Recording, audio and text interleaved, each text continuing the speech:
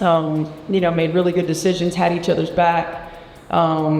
Highest level of consistent communication we probably had all year. Indiana Fever had tonight in Seattle. I'm here to tell you Caitlin Clark was nowhere to be found, but if it wasn't for Aliyah Boston and Kelsey Mitchell, this could have been the third straight loss. Last season, Caitlin Clark was body-checked by Seattle's Skylar Diggins, igniting a rivalry that no one saw coming.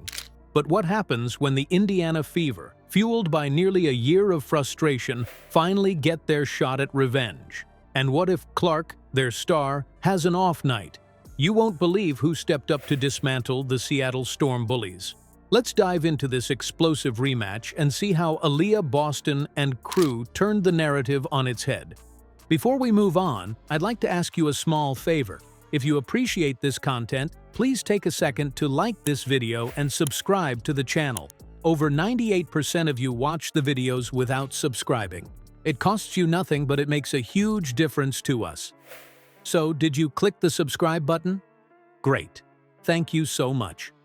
Now, back to the video. It looked like Caitlin Clark's health is still an issue in a blowout win over the Seattle Storm. How well we moved the ball and how well we just pinged it and it pinged until it got to the right people. And I think once you see that, people can find rhythm and put themselves in a position to make and take shots that are beneficial for them. Back in August 2024, the Fever didn't just lose to the Seattle Storm. They were humiliated.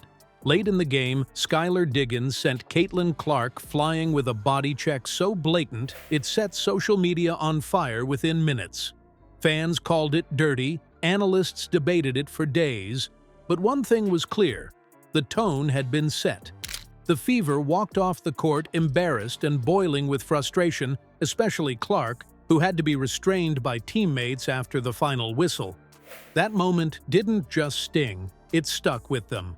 From then on, the bully narrative surrounding the Storm gained momentum. Seattle's physical style wasn't new, but that game felt different. They played with an edge that tiptoed just past the line of competitive and into intimidation. Played a lot of games where we play 30 minutes, 35 minutes, and we end up coming up short because of that. And that's been our whole focus, is play a full 40 minutes, win every 5 minutes. There's something definitely going on with Caitlin Clark. Like, her eyes looked kind of runny in a press conference. She looked like she was kind of breathing hard today. And for months afterwards, the incident defined the Fever. Fans and analysts questioned their toughness, their ability to stand up under pressure. Even in unrelated games, commentators brought up the Storm. Could Indiana really contend with teams that played not just to win, but to overpower? The Fever kept quiet then, but that silence didn't mean they'd moved on. Instead, it fired them up. According to coach Stephanie White, the offseason became their proving ground. We stopped focusing on what they did that night and started focusing on who we wanted to be, she told reporters. And it wasn't just talk. The work showed on the court. Over the next 8 months, the Fever became one of the league's scrappiest, hardest-working teams. Steals went up, turnovers went down, and intensity became their signature. Clark led the offense like a seasoned veteran, but it was the team's overall mentality shift that stood out. They weren't hoping to win anymore. They were preparing for it. By the time the rematch rolled around in June 2025, they were different, physically and mentally. This wasn't about avenging Caitlin Clark anymore. It had grown into something bigger, a team-first mission to finally, fully shed the label of being outmatched. And as you'll see, they didn't need Clark's power alone to flip the narrative. Aliyah Boston, Lexie Hull, and Kelsey Mitchell had something to say too. Yeah, we went 0-2, the way we lost and how we lost to the Valkyries in the A6. It was a test run for us, and I think for us to finish the way we did tonight was really, really special for our group. Look, it was a lot of haters hating on Aliyah Boston before the season start. Oh, she looked bad, is this and that, based it off what they seen in Unrivaled. Told y'all, bro, Aliyah Boston gonna ball out, bro. Caitlin Clark had one of those nights players dread. Shot after shot clanked off the rim, and the Seattle crowd let her hear it. They remembered 2024, and the fans seemed to take pride in rattling the Fever's star. Every miss fed their energy, every turnover brought louder jeers. With her frustration mounting, it looked like the nightmares of the past were coming back to haunt Indiana. And for a moment, you could see doubt creeping in. Could the Fever fall apart under the same pressure that crushed them last season? But while Clark struggled, Aliyah Boston, Lexie Hull, and Kelsey Mitchell decided enough was enough. If Seattle thought they could break the Fever again, those three had other plans. And it started with Boston. She was unstoppable in the paint, bulldozing through defenders like they weren't even there. Her stat line? 31 points, and each one hit harder than the last. She grabbed clutch rebounds that ripped the momentum right out of Seattle's hands. I believe, this is just my theory, I think it's a sinus infection.